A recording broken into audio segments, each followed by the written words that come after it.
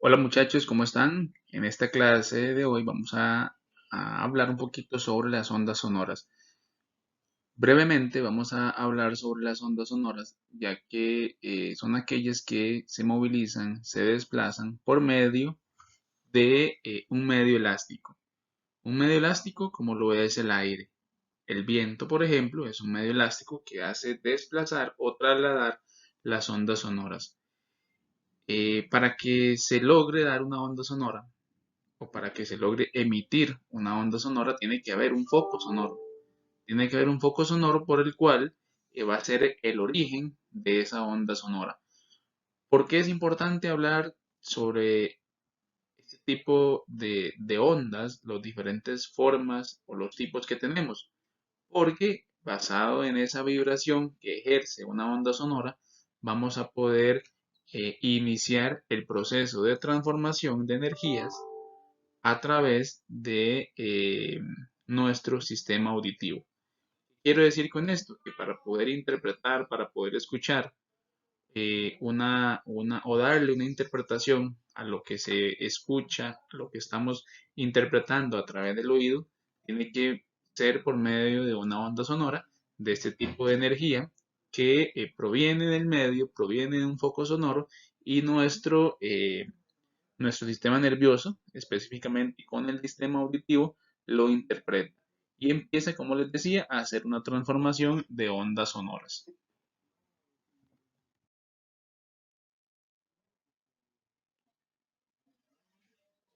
De esta manera, como les decía, existen varios tipos de ondas sonoras, según su tamaño, según su forma, según la capacidad de desplazamiento o aquellas ondas que permanecen en un solo lugar.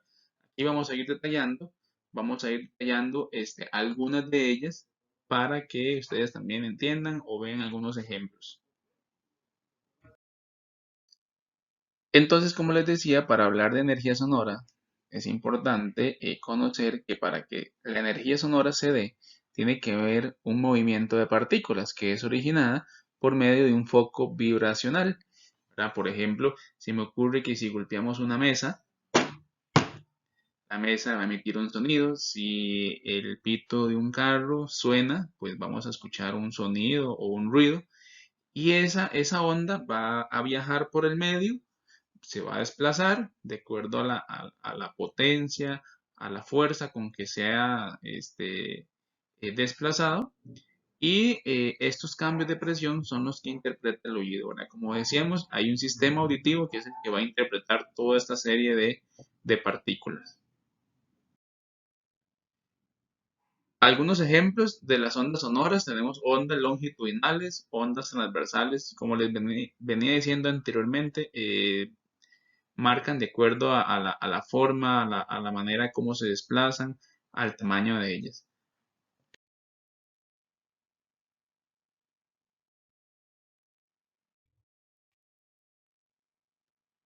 Este punto es importante cuando llegamos a las ondas progresivas y las ondas estacionarias. Algunas ondas, dependiendo su foco, el foco o la fuerza de origen, dependiendo del lugar donde se dé o donde esté ubicado ese foco o ese lugar de origen, puede ser que se desplacen libremente. Por ejemplo, si estamos en un lugar al aire libre donde no hay ningún tipo de interrupción, donde no hay ningún tipo de pared o de tope que la onda pueda chocar, se conocen como ondas progresivas, ya que viajan libremente transfiriendo la energía por un largo trecho o una distancia larga. Y las ondas estacionarias, por ejemplo, es cuando estamos encerrados en un cuarto o encerrados en algún lugar y la onda sonora no traspasa, no se escucha afuera o después de esa pared, ¿verdad? ¿Por qué? Porque la onda sonora choca y pega, entonces lo que hace es mantenerse en todo el espacio cerrado. Características de las ondas sonoras pueden ser amplitud, frecuencia, ¿verdad? La amplitud se refiere a esos valores muy intensos, máximos, mínimos, en los cuales viaja la onda sonora. ¿Con qué frecuencia? La frecuencia se refiere a la cantidad de repeticiones, ¿verdad? En cuánto se repite ese mismo foco sonoro. Si lo vemos, por ejemplo, de una persona que está colocando un clavo con un martillo, es el golpe que va a ejercer en ese clavo. La frecuencia, ¿verdad? Se habla del ese ritmo que lleva. ¿Cuántas veces, por ejemplo, en un minuto? ¿Cuántas veces golpea? ¿Cuántas veces suena? Eso puede marcarse de esa manera.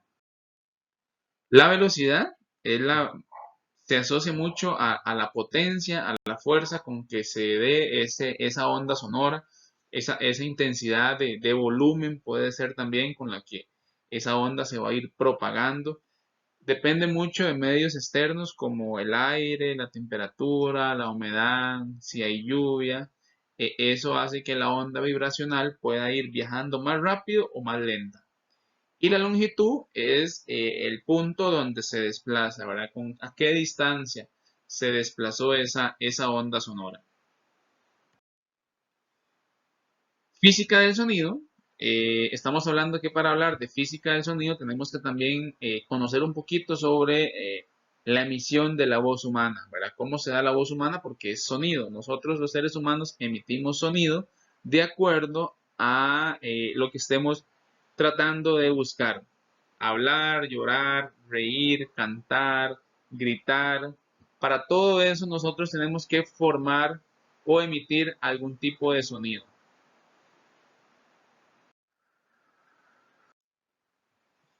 El sonido consiste en la propagación de una perturbación en un medio, ¿verdad? El medio, como les decía anteriormente, es un medio elástico, ese medio elástico que es el aire. Por eso, entre mayor velocidad del aire, más rápido va a viajar la onda sonora.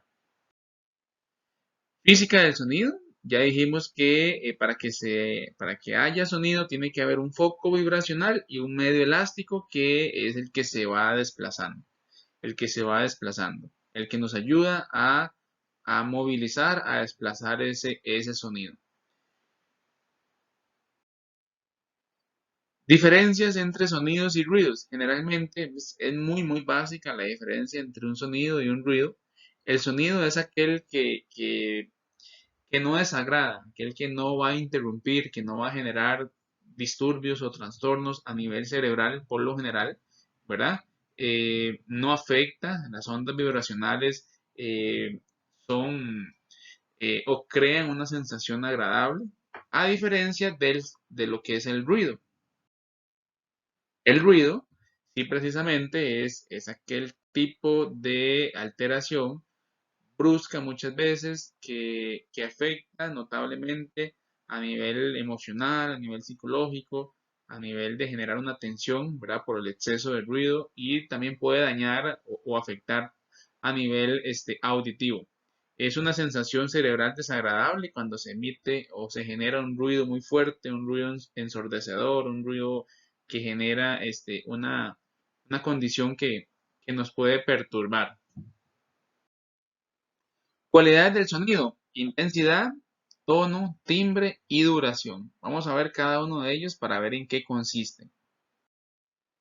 La intensidad se refiere a sonidos fuertes y sonidos débiles, ¿verdad? Lo vemos mucho, por ejemplo, a la hora de hablar, de que las personas hablan. La intensidad tiene que ver mucho con ese tono a la hora de hablar, una voz fuerte, una voz muy débil, muy aguda. Eso se refiere mucho a la intensidad con la que la persona emite voz o también un sonido como tal.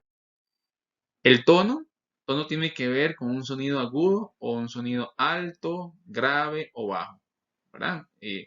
Muchas veces cuando un instrumento musical emite algún tipo de sonido, se caracteriza por eso, como sonidos agudos, graves, altos y bajos. El timbre es la cualidad en la cual nosotros podemos distinguir un sonido con igual frecuencia y con igual intensidad, pero con diferentes focos sonoros, ¿verdad? Lo vemos, por ejemplo, cuando muchas veces, para darles el ejemplo también de algunos instrumentos musicales, tienen diferente timbre, aunque se toquen en el mismo momento o a la misma hora, ¿verdad? Con la misma frecuencia, pero tienen sonidos diferentes, ¿verdad? Uno cambia con respecto al otro y eso se refiere al timbre que emite ese diferente foco sonoro. Y por último, la duración es aquel intervalo temporal del sonido que persiste de manera continua o discontinua, ¿verdad? Eh, Tiene que ver mucho con estas otras características de intensidad, de tono, de timbre, para que ese foco sonoro emita un sonido que persista por mucho tiempo o que se corte rápidamente. La voz humana, los seres humanos, les decía hace un ratito, que emitimos sonido al hablar, al gritar, al llorar, al cantar, ¿verdad? Siempre emitimos un sonido. Vamos a ver fisiológicamente cómo se da la voz humana. La voz humana consiste en un sonido emitido por un ser humano utilizando las cuerdas vocales para hablar, cantar, reír, llorar y gritar. Fisiológicamente, ¿qué pasa? ¿Qué necesitamos nosotros para emitir sonido? Lo que ocupamos es un flujo de aire. O sea, todos nosotros a la hora de hablar, de cantar, de llorar, necesitamos respirar. Una vez, por ejemplo, como en el caso mío, que ya yo respiré, tengo aire en mis pulmones. Cuando yo empiezo a hablar, así como estoy ahorita, estoy hablando, el aire empieza a fluir de adentro hacia afuera y el aire es el encargado de generar una vibración. ¿Una vibración dónde? En las cuerdas vocales. En las cuerdas vocales y en conjunto con los articuladores, como lo son la lengua, el paladar, los labios, pueden articular y filtrar el sonido. Vuelvo a respirar, ¿verdad? Para darles los ejemplos. Eh, Sigue fluyendo el aire, ¿verdad? Mueve los articuladores y produce un tipo de voz. El tipo de voz va a ser característica de toda persona, de acuerdo a la condición de sus cuerdas vocales, de la movilidad a nivel de la lengua, del paladar, de los labios. Por eso, generalmente, cuando las personas, como hemos visto anteriormente, tienen problemas para deglutir, problemas para tragar, muchas veces la voz cambia su tono, su timbre, su forma de hablar, porque persiste o hay alteraciones a nivel de los articuladores y en algunos casos hay comida que se está quedando pegada a nivel de estructuras como la laringe, ¿verdad? A nivel de la faringe y eso genera problemas a nivel de la voz o cambio por completo. Recordar también que cuando vimos la parte del sistema respiratorio, existían cámaras de resonancia a nivel superficial de las vías aéreas, que si había mucha producción de mucosa o muchas secreciones por alguna enfermedad respiratoria, eso cambiaba notablemente la voz, ¿verdad? Nosotros tenemos cámaras de resonancia a nivel superficial para poder generar un tono diferente de voz y además de características propias de cuerdas vocales también que vamos a ver más adelante. Aquí es donde habla sobre las estructuras de las cuerdas vocales que cambian notablemente entre mujeres y hombres y precisamente por eso generalmente, no en todos los casos, la voz del hombre es más fuerte, es un poco más fuerte que la de las mujeres por su tamaño y específicamente de las cuerdas vocales, ¿verdad? Obviamente y claramente en algunos casos las mujeres por sus características tienen voz distinta, ¿verdad? Más fuerte, más, diría uno como más ronca, más eh, que los hombres. Entonces, en esos casos es porque ya hay estructuras diferentes, anatómicas, que modifican ese tipo de voz. Aquí lo que habla es localización de las cuerdas vocales que están encima de la tráquea. La comida y la bebida no pasan por las cuerdas vocales, sino que van a través del esófago. Esto es importante. La glotis o la epiglotis es la que nos sirve como separador de aire de la vía aérea y de la vía digestiva. Entonces, por las cuerdas vocales no debería, o a las cuerdas vocales más bien, no debería llegar ningún tipo de residuo de alimento ni de bebida para que no obstruya esta forma de emitir voz. Habíamos dicho anteriormente que si hay un problema de deglución, como ustedes bien recordarán, comida se va hacia vías aéreas y eso sí afecta a nivel de cuerdas vocales y por eso es que se modifica o cambia un poco la voz. Esto vamos a adelantarlo para llegar acá al sistema auditivo. Entonces retomamos otra vez lo de las ondas sonoras. Viene una onda sonora que viaja por medio de energía cinética. En la transformación del impulso auditivo hay un proceso de transformación de 4 tipos de energía. Vamos a irlos detallando más adelante, pero el primero de ellos es la energía cinética, que es energía eh, que viene en movimiento, ¿verdad? Por medio de una onda sonora. ¿Verdad? Funciones. Funciones del sistema auditivo es transformar las variaciones de presión originadas por la propagación de las ondas sonoras, ¿verdad? En medio de un impulso eléctrico. Entonces, ¿qué es lo que va a hacer el sistema auditivo? Percibir la onda sonora que viaja, ¿verdad? Mediante una energía sonora, una energía en movimiento, ¿verdad? Energía cinética, y por medio de todo el funcionamiento a nivel auditivo, transforma esa energía en un impulso eléctrico.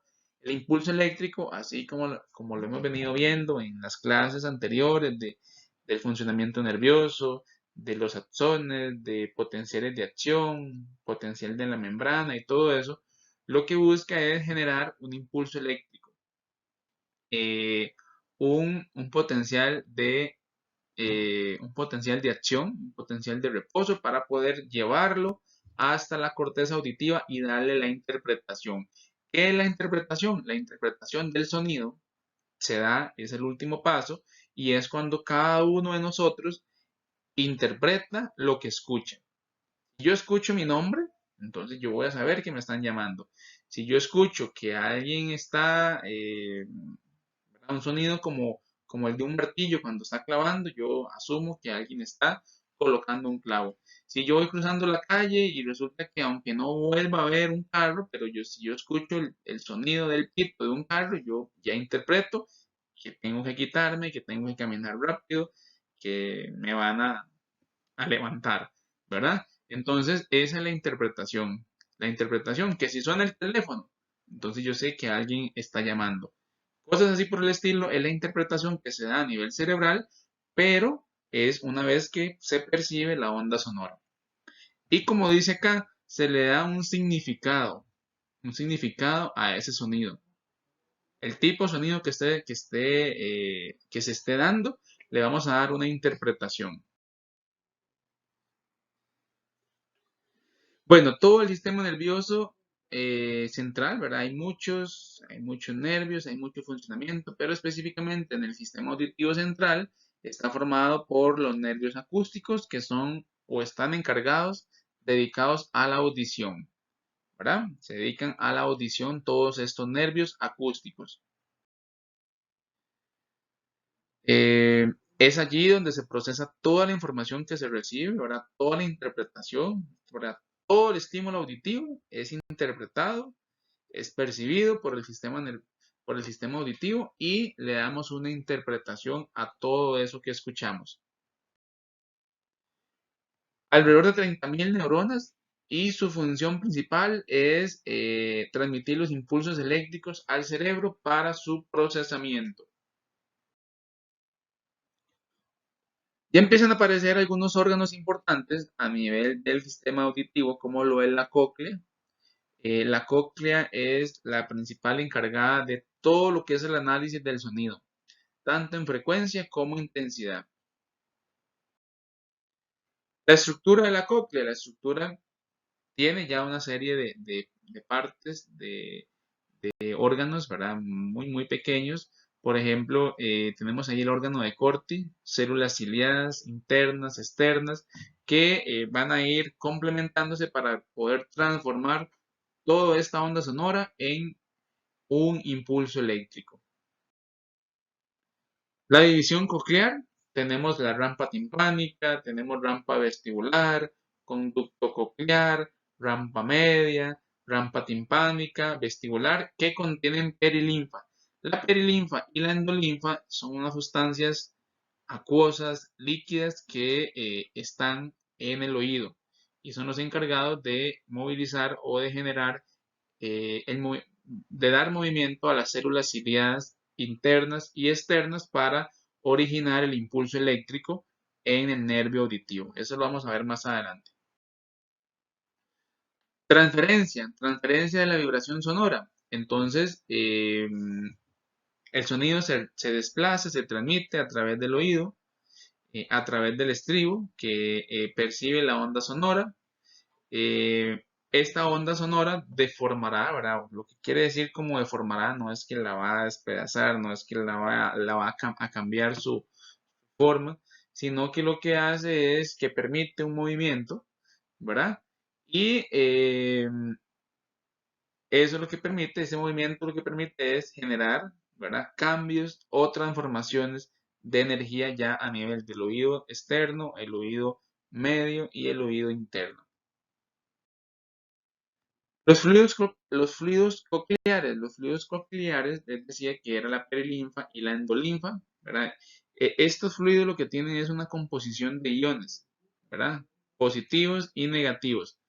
Eh, esta composición es única en el organismo y es el que tiene la capacidad de ir cambiando esos iones de positivo y negativo para que se vayan transformando y transmitiendo los impulsos eléctricos. Eso es algo básico. Estas transformaciones de energía y el poder desplazar ese impulso nervioso lo hemos venido viendo, ¿verdad? Con una carga positiva y una carga negativa. Acá es igual, ¿verdad? Hay una composición iónica. Cuando habla de iones, se refieren iones positivos y negativos. Ok, esto lo vamos a pasar acá para llegar al órgano de Corti. El órgano de Corti es el órgano neurosensorial de la cóclea.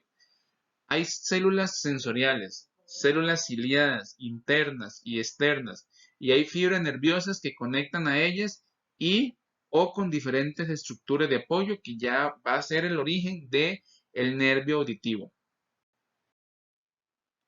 El órgano de Corti tiene toda esa estructura, ¿verdad? Cuando hablamos de partes del órgano de Corti, participan todas estas. Células ciliadas, internas, externas, túnel de Corti, membrana basilar, espacios de Noel, células de Hensen, el surco espiral interno, ¿verdad? Todo esto es parte de la estructura del órgano de Corti, que es el órgano principal de toda la capacidad neurosensorial y percibir todo en el nervio auditivo. Funcionamiento. Básicamente el funcionamiento es que la onda vibracional viaja a través de sus diferentes estructuras, específicamente en los estereocilios, ¿verdad? De las células ciliadas externas, y lo que hacen después es movilizar o desplazar eh, células ciliadas externas en un primer momento, luego las células ciliadas internas, y a partir de ahí, con la perilinfa y la endolinfa, lo que hace es esos cambios de iones positivos y negativos para que la pared de la cóclea y las células se despolaricen, ¿verdad? La despolarización de la membrana a nivel celular para poder generar un impulso auditivo o un impulso nervioso.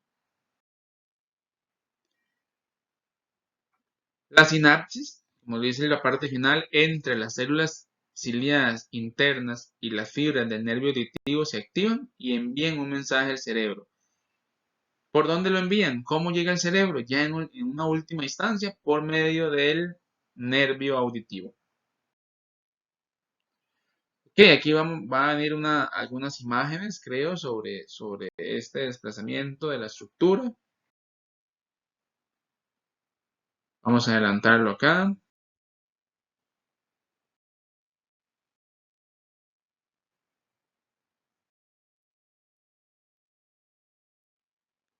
Acá es donde donde están las vías primarias y secundarias de la audición.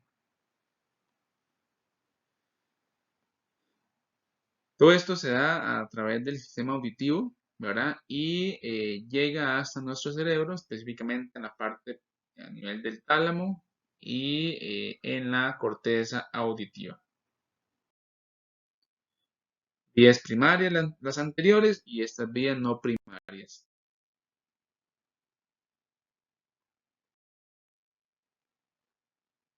Ok, para ir finalizando, vienen algunas patologías que pueden afectar o pueden presentarse a nivel auditivo. Sordera, lo más común que se presenta es sorderas, pero hay varios tipos de sorderas. Hay algunas que son por condiciones patológicas, otras que son genéticas, ¿verdad? O a nivel epigenéticos también pueden provocar sordera. Las sorderas de transmisión corresponden a patologías que afectan el oído externo y al oído medio.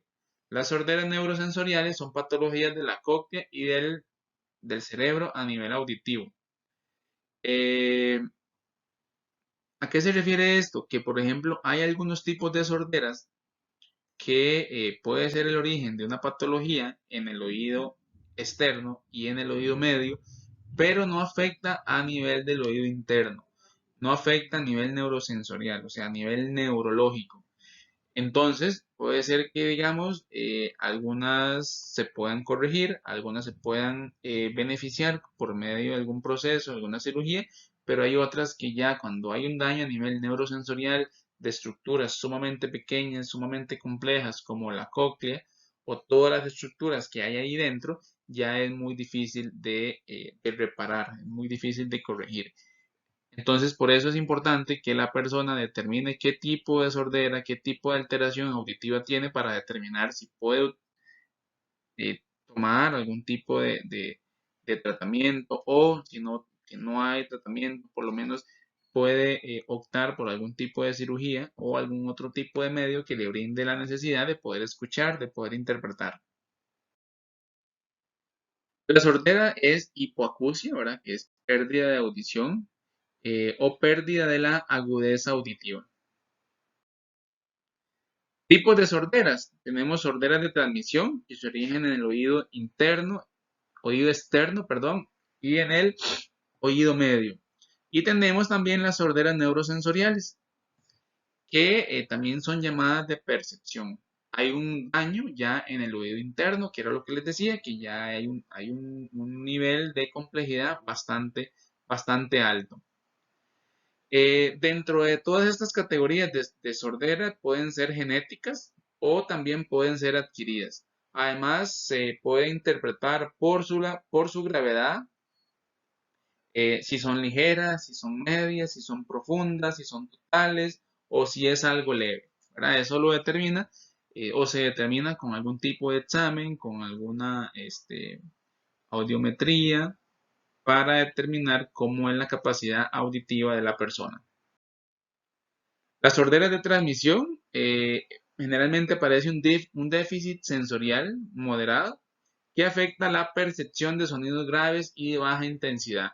Muchas veces se asocia a un tapón de cera, puede ser, la persona tiene cera en los oídos, entonces puede afectar una lesión, puede haber una pérdida de audición, otitis o daño de los osículos auditivos. Las sorderas neurosensoriales, por lo general, ya hay una afectación del oído interno, ¿verdad? Ya algo más profundo, más interno y generalmente se da a través de la cóclea. O también algunos centros auditivos cerebrales están dañados. Algún trauma, alguna afectación, por ejemplo, un tumor, alguna complicación nerviosa que ha tenido la persona, ya eso afecta los nervios sensoriales. Las sorderas mixtas son las que presentan más de un tipo de sordera, como esas que ya mencionamos hace un ratito. Hay sorderas genéticas y sorderas adquiridas también. Las sorderas profundas congénitas afectan generalmente de cada 100 nacimientos hay entre uno y dos personas, por decir así, que afecta o que se tiene ese tipo de sordera. Sorderas infantiles, muchos de los niños que tienen algún tipo de sordera proviene de origen del oído medio como lo es la otitis crónica. Y sordera en el adulto mayor generalmente se asocia a condiciones laborales, una persona que ha pasado expuesto a mucho ruido durante su trabajo. La enfermedad de Meniere, que es lo que se conoce como vértigo, también afecta la capacidad auditiva de la persona. Un traumatismo, ¿verdad? Un golpe, eh, un golpe fuerte o algún daño a nivel auditivo, ¿verdad? Por un traumatismo, mucho ruido, medicamentos que afectan a las vías auditivas también y ya tener alguna sordera genética. Y la presbiacusia que se define como el envejecimiento normal del oído, como pasa con el envejecimiento en cualquier estructura ósea, muscular, cerebral, ¿verdad? Que por los años, por el tiempo, van envejeciendo las estructuras y la persona podría empezar a tener pérdida auditiva.